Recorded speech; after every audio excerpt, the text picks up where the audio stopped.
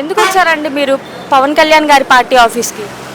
ఇక్కడ ఇష్యూ అయితే రిజాల్వ్ అవుతుందని చెప్పి వచ్చాను మేడం. అంటే ఏ సమస్యతో వచ్చారు మీరు?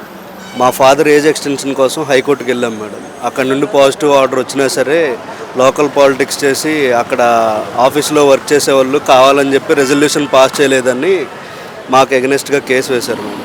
ఎప్పుడు జరిగిందండి ఇదంతా? మొన్న జూలైలో మేడం. ఏ అది ప్రభుత్వం ఉన్నప్పుడు? వైఎస్ఆర్సీపీ ఉన్నప్పుడు ఇదంతా జరిగింది మేడం. ఎగనెస్ట్గా వేసి ఒక లాయర్ని పెట్టి మరీ వేశారు మేడం. వేసి స్టేట్లో ఎక్కడా లేని ఓన్లీ మా ఫాదర్ మాత్రం కంటిన్యూ అవ్వకుండా కావాలని చెప్పి అబ్జెక్ట్ చేస్తున్నారు మేడం. అంటే ఎందుకని అలా చేశారు? అది ఎందుకనేది మాకు ఐడియా లేదు మేడం. కేవలం పొలిటికల్ గ్రడ్జ్ వల్ల ఇదంతా జరుగుతుంది మేడం. అందుకే ఒకసారి ఇక్కడైతే ఇష్యూ రిజాల్వ్ అయిద్దని చెప్పి ఇక్కడికి రావడం జరిగింది. గతంలో చూసుకుంటే అధికారాన్ని అంతా ఆయన గుప్పెట్లో పెట్టుకున్నాడు అంటున్నారు, నిజమే అంటారా? అది గ్రౌండ్ లెవెల్లో అయితే మాత్రం మేడం వాళ్ళకి నచ్చిన వాళ్ళకి చేయడం, నచ్చకపోతే చేయకపోవడం, అలా అయితే చాలా ఇష్యూస్ జరిగినాయి. ఎగ్జాంపుల్ మా ఫాదరే. మేము ఈవెన్ కోర్ట్ అప్రోచ్ అయ్యి మేము ఆర్డర్ కాపీ తెచ్చుకున్నా సరే ఇంకా మా ఫాదర్ కంటిన్యూ అవ్వట్లేదు, కంటిన్యూ అవనివ్వకుండా చూస్తున్నారు. వాళ్ళు అపోజిషన్లో ఉన్నా సరే ఈవెన్ ఇప్పటికి కూడా వాళ్ళు అదే చేస్తున్నారు మేడం. మరి కూటమి ప్రభుత్వం వచ్చి 130 రోజులు అవుతుంది కదా, ఎలా అనిపిస్తుంది? బాగానే ఉంది మేడం, అంతా జరుగుతుంది కదా, చెప్పిందంతా జరుగుతుంది. ఇలా ఇష్యూ మా లాంటి వాళ్ళు అందరూ ఇష్యూస్ కూడా రిజాల్వ్ అయితే అదే గవర్నమెంట్కి ప్లస్ పాయింట్ అవుతుంది మేడం. మరి ఇప్పుడు మీరు కళ్యాణ్ గారి దగ్గరికి వచ్చారు, కళ్యాణ్ గారు ఖచ్చితంగా మీ ప్రాబ్లం సాల్వ్ చేస్తారని మీరు నమ్ముతున్నారా?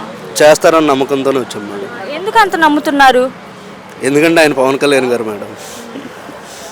ఆయన చెప్పారంటే చేస్తారు, ఆయన దగ్గరికి వెళ్ళామంటే అది సాల్వ్ అవుతుందని నమ్మకంతోనే వచ్చాం మేడం. మరి కళ్యాణ్ గారు డబ్బుల కోసం రాజకీయాల్లోకి వచ్చారు అంటున్నారు కదా. డబ్బుల కోసం వచ్చిన వాళ్ళు అయితే కనుక ఇలా జనాల మధ్యలో ఉండి వీళ్ళ అభిప్రాయాలు తీసుకుని వాళ్ళ ఇష్యూస్ రిజాల్వ్ చేయడం ఇదంతా చేయరు మేడం. అది వేరేలా ఉంటుంది.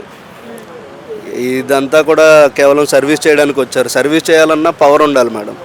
ఆయన మూవీస్లో ఉండి అలా కంటిన్యూ అయితే పొలిటీషియన్గా ఆయన చేయాలనుకుంది చేయలేరు. సో ఆయన పాలిటిక్స్ ఎంచుకోవడానికి కూడా కారణం అందరికి సర్వీస్ చేయడానికి. కళ్యాణ్ గారు మరి ప్రజల పట్ల ఉన్నారు అంటారా?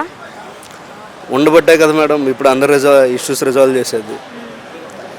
ఉంటారు మేడం. కళ్యాణ్ గారు లాంటి లీడర్ని మీరు ఎక్కడైనా చూసారా?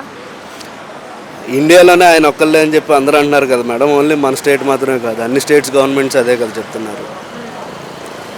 ఆయనకు ఒక చరిష్మా ఉంది, యూత్లో ఫాలోయింగ్ ఉంది.